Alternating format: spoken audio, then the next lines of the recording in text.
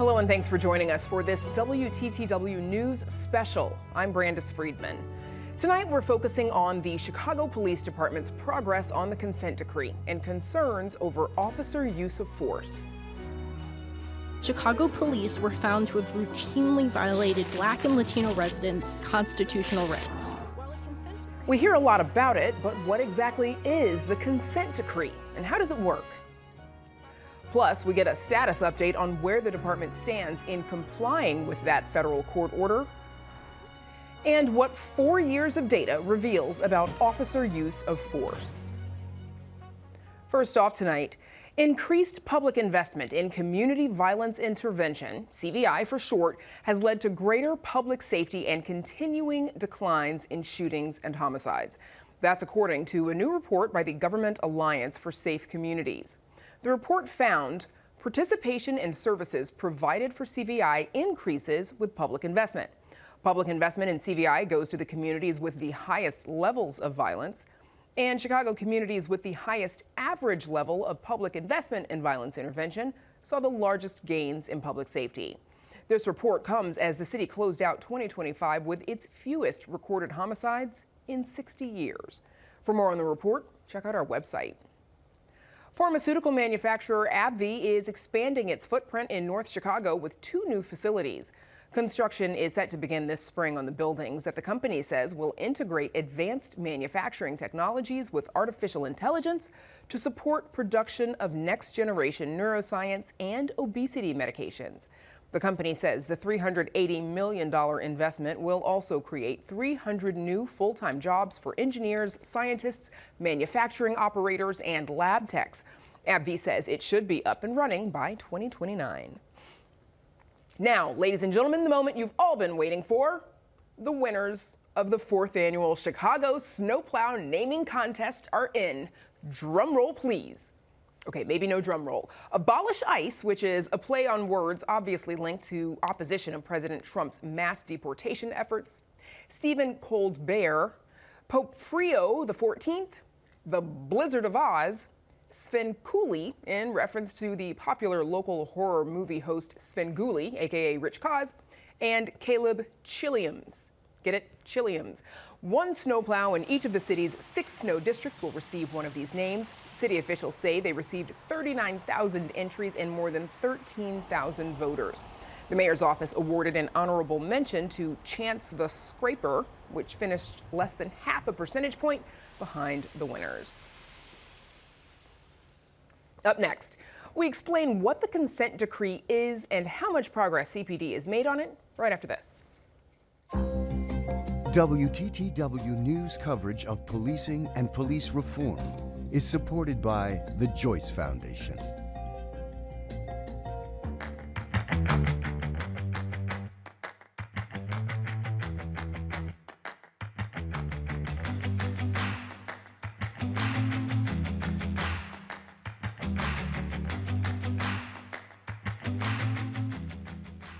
On this program, we focused a lot on efforts by the city, the police department, and the community to forge a better relationship and work together to build a safer city. One thing we've been following closely is the consent decree that the Chicago Police Department has been working under. But before we get an update tonight on CPD's progress with the consent decree, let's take a step back and explore exactly what it is and how it works. Here's Heather Sharon with this edition of WTTW News Explains.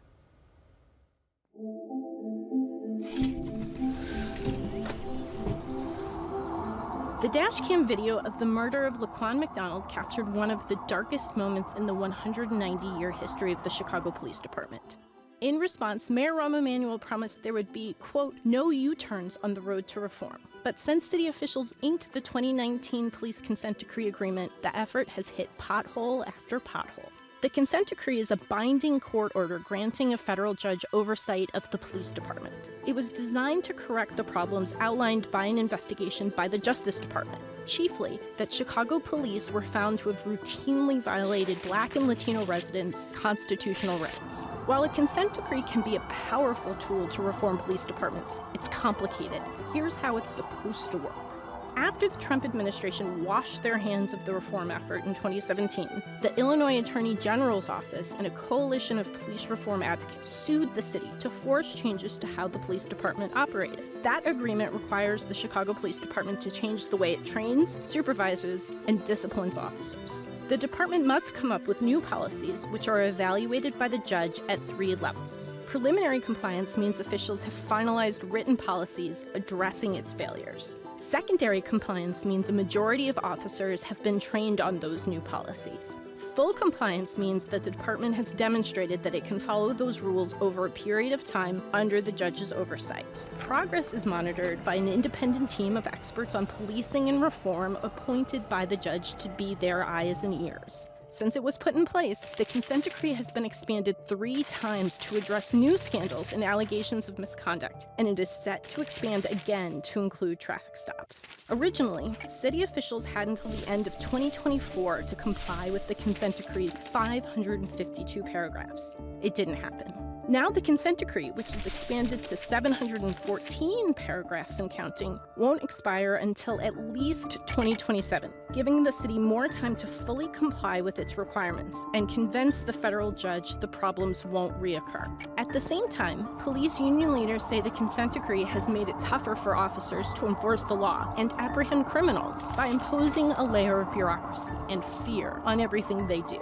After making only incremental progress during the years of the consent decree, some are concerned that the opportunity for lasting reform is slipping away, and city officials haven't yet demanded police brass hit the gas. The city's reform push might not have pulled a U-turn, but it's still far from the finish line.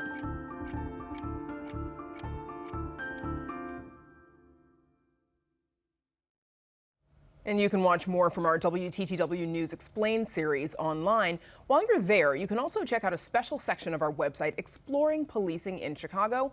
That's at WTTW.com/policing. As we just heard, it has been more than 7 years since city officials agreed to put the Chicago Police Department under federal oversight. So where does compliance of the consent decree stand today?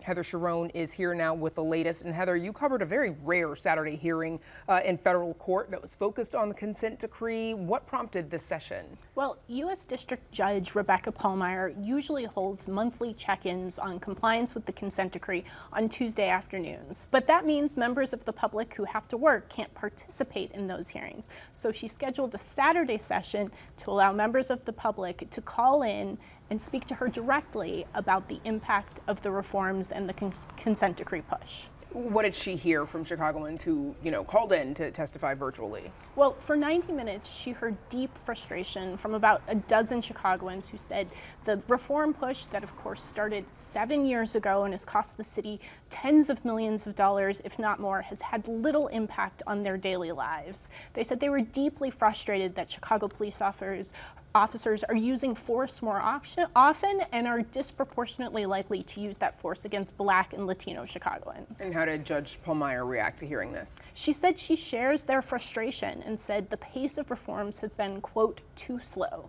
Now, this is the first time since December 2024 that we've heard Judge Pallmeyer express any kind of frustration with the pace of reforms.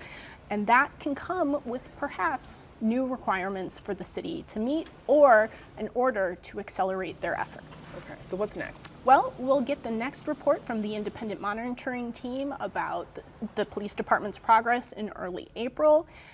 As of the last report, the police department was only in full compliance with 22% of the consent decree. And oh yeah, that decree is about to expand with traffic stops to be included, but we don't know precisely how. We haven't had an insight into those negotiations for nearly a year. Okay, Heather Sharon, thank you so much. Thanks, Brandis.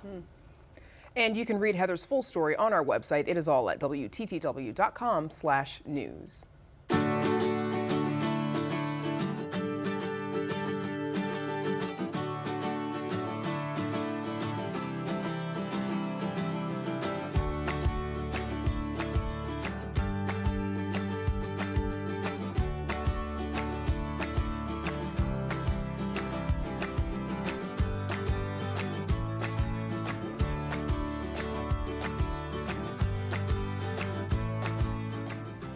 Chicago police disproportionately used force against Black Chicagoans across more than 8,000 instances from 2020 to 2023. That's the main finding of a study conducted by social scientists from the University of Texas at San Antonio and the University of Pennsylvania, commissioned by CPD. The study was recently made public following a Freedom of Information Act request by a coalition of police reform groups and has put renewed attention on CPD's efforts to comply with the consent decree. Joining us now are Alexandra Block, Director of the Criminal Legal System and Policing Project at the ACLU of Illinois, Krista Noel, founder of Women's All Points Bulletin, an organization supporting women victimized by police violence, and via Zoom, Michael Harrington, co-chairperson of Network 49, a community organization based in Chicago's 49th Ward, advocating for police accountability. We invited representatives of the city who declined to join us and the Chicago Police Department, which did not respond to our request. We thank the three of you for joining us. So Alexandra, starting with you first, because that study found that 73% of the time that officers used force against a member of the public, that individual was Black. And that among Chicagoans suspected of a crime, Black individuals had a 52% higher risk and Hispanic individuals had a 33% higher risk than white individuals. How did the study reach these findings? What's the methodology? The study looked at the Chicago Police Department's own data. They looked at the use of force reports that officers fill out every time they use violence against a member of the community. And like you said, they found that number one, uses of force are increasing. So over the 4-year period of the study, by the end, more people were being hurt by the police than when the consent decree began. And they also found, as you mentioned, that Black and Latino Chicagoans had a much higher likelihood of being victimized by force. And that was true even if you account for the fact that Black and Latino people in Chicago are more likely to be arrested and are more likely to be suspected of crimes or more likely to live in police beats where the crime rates are higher. Even accounting for all of those factors, the rates are racially disproportionate, and that is a systemic and unexplained disparity. What's unique about this particular study? Because we hear a lot of reports about use of force. Why is this one important? It was required by the consent decree. So there was a court order that the Chicago Police Department had to analyze its own data. And the Chicago Police Department is also required to take steps to address the results. And as of right now, we have seen no evidence that the Chicago Police Department has changed any policies or training or examined any operational changes that they are going to make in response to these really disturbing findings. Yeah, okay. We're going to come back to that part as well in this conversation. Michael Harrington, your organization, Network 49, you all are a part of the coalition of reform groups, and you submitted the FOIA request that ultimately led to this study being released. What was your initial reaction to the release of this study? I'd say we're glad that the police department did the study. We're not happy that we had to force them to release the results of the study. The results of the study showed a whopping huge increase in, over the years, more recently, against Black and Latino residents of Chicago. Myself, my neighbors here in Rogers Park are concerned about that. We think that it is long overdue for the Chicago Police Department to get serious about implementing the Chicago Police Department consent decree. We've been working with the court, authorized by the court, to help monitor this for 7 years. And some of us have been involved in it for over a decade. And we've spent thousands of hours in working with police department brass on improving policies and practices. The meetings have been polite. Unfortunately, we're not seeing any progress. We get a lot of nice words, but we get roadblocks, we get obstructionism, we get resistance from the police department on making major improvements. The improvements that they've made have been small. They've been easy little things. We're looking at the substantive, fundamental issues of why this institution continues to not pay attention to the fact that we cannot have racial discrimination. We cannot have bias against people with disabilities and youth. And the study shows that even in white communities, Black and Latino people get grabbed first. No charges, no reason. illegal searches. This is a century-old problem. And With the Michael, Chicago Police Department. I know you shared with our producer as well. You've had your own experiences with the Chicago Police Department as well. Kristen Noel, I want to get you in here. What was your reaction to hearing the results of this study? It's them, you know. It's the Chicago Police Department. It's what the DOJ said, you know. So it's them. They're a racist group. They're a racist institution, and that's who they are, and they continue to be that way. So you feel like they've made, I mean, you know, you're not surprised by any of this because it is a reflection of what we heard from the Obama Department of Justice years ago after the release of the video Absolutely. in which Laquan McDonald was killed. Absolutely. So we've been doing a lot of work around it, and we just don't have their buy-in yet. You all said it. They feel as if it's holding them back, you know, because at their core, they're racist. Alexandra, the independent monitoring team that tracks CPD's progress towards consent decree compliance said in a statement, quote, CPD has not yet used the results of the report to identify and address any trends that warrant changes to policy, training, tactics, equipment, or department practice as required. You mentioned this earlier as well. It sounds like then you agree. Do you think that CPD is failing to act on the results of the study? They've had it for a year now. They've had it for a year, and CPD has done nothing in response to the study as far as we know. And that really reflects the lack of progress with the consent decree overall. It's not meant to be a check the box exercise. It's meant to change the way people in Chicago throughout the city are experiencing policing on the streets. And it hasn't worked yet. What the coalition that enforces the consent decree has demanded is that CPD agree to measurable decreases in the use of force and measurable decreases in the racial disparities of who is subjected to force, so that we can know and measure a decrease in the violence that people are experiencing on the streets. Krista, your organization, the Women's All Points Bulletin, was one of the organizations responsible for putting Chicago under the consent decree in the first place. Lots of other organizations and advocates, they've expressed frustration, as we heard from Michael Harrington, at the lack of progress from CPD. But you've said that compliance is going to take more time. Tell us more. They have been a racist organization since the beginning of policing, right? So we know policing in America goes back to the slave patrols. So we know that at its foundation, at its core, it's a racist organization, okay? It's a racist institution. So how do we move from them being a racist institution, and they're, what, 200 something years old they've been around? How do we move quickly from that? You can't do that. Okay, you can't change 200 years worth of racism in 7 years. It's going to take a while, and it's going to take buy-in, and it's going to take change management, right? And change management is not a quick process. So on one hand, I understand that there's, like I said, you know, we're acting like we're in a 100-yard dash, right? And we got 9.8 seconds to get 100 yards, but we're in a marathon.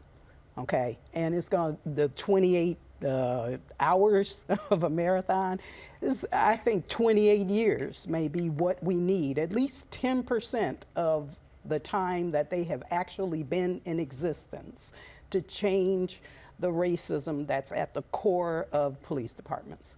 Michael Harrington. Brandis, I'd say what's really sad is the Chicago Police Department has had this information, these new statistics about the horrendous increase in police use of force against Black and brown people. They've had it over a year. We met with them in January, just like 5 weeks ago, to talk about it.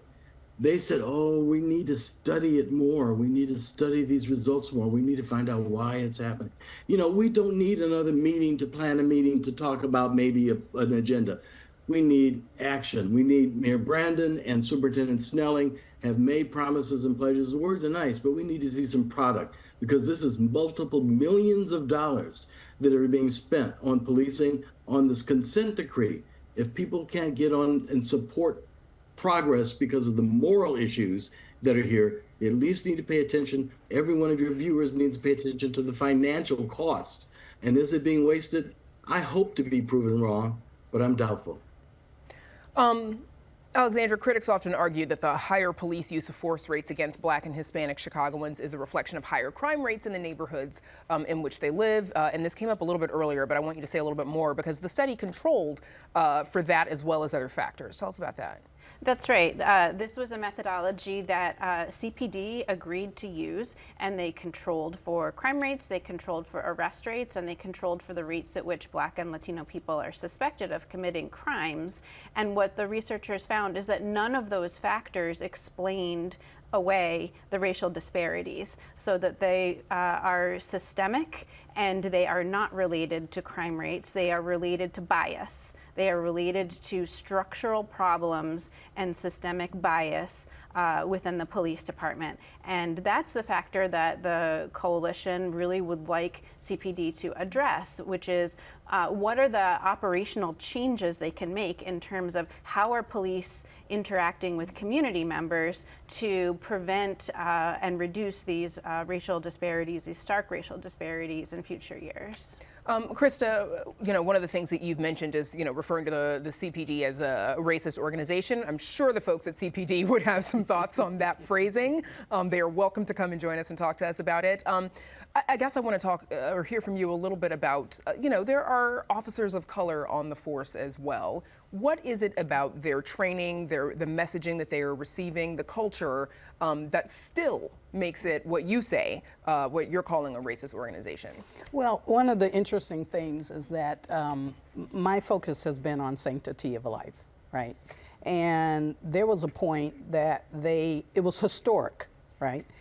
They killed 2 people one year, and another year they killed 3 people, and last year they killed 9 people, right? So they're going backwards, right? And surprisingly, it's in Trump's administration, right? So you have these guys, and even I've even heard from officers of color that you turn blue. It's not about black, white.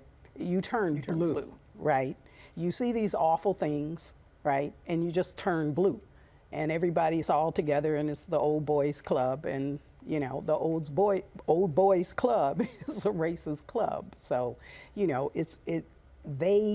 that blue is racist. Where do you think CPD has made progress on the consent decree? They went backwards. No progress in any of their... They went backwards. Anywhere. They went backwards. First and foremost, if they can't stop shooting and killing people, then they can't do anything else. So we got them down to 2 and 3, and we were feeling good.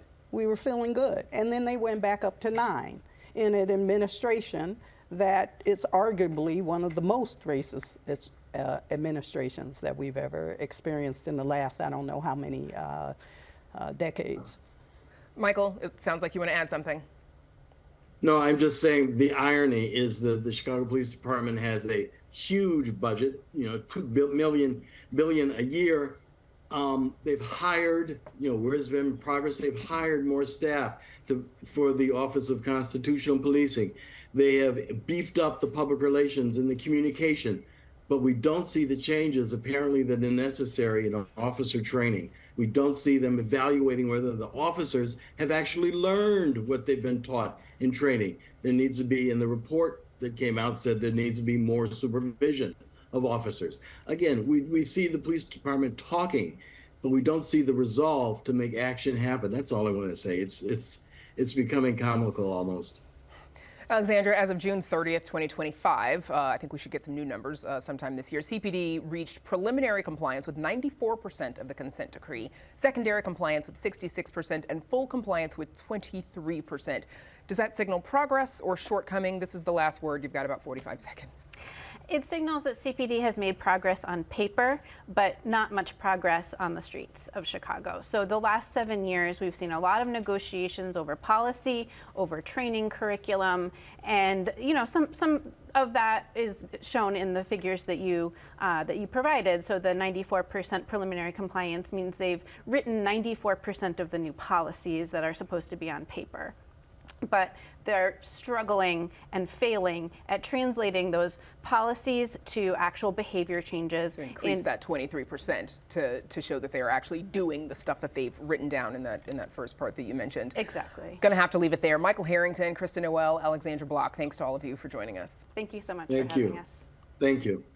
And we're back to wrap things up right after this. Chicago Tonight is made possible in part by the Alexandra and John Nichols family, the Polk Brothers Foundation, and the support of these donors.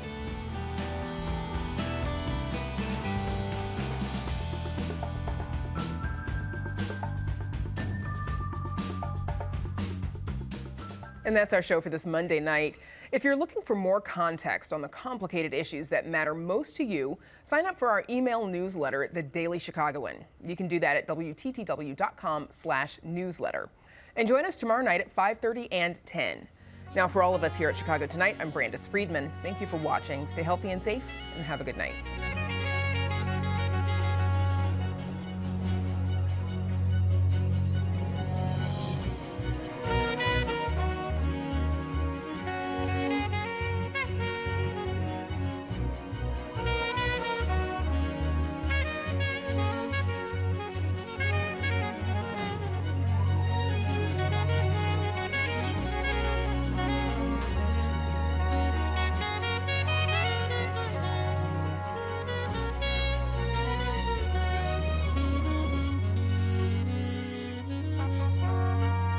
Closed captioning is made possible by Robert A. Clifford and Clifford Law Offices, a Chicago personal injury and wrongful death firm, righting the heaviest wrongs for more than 40 years.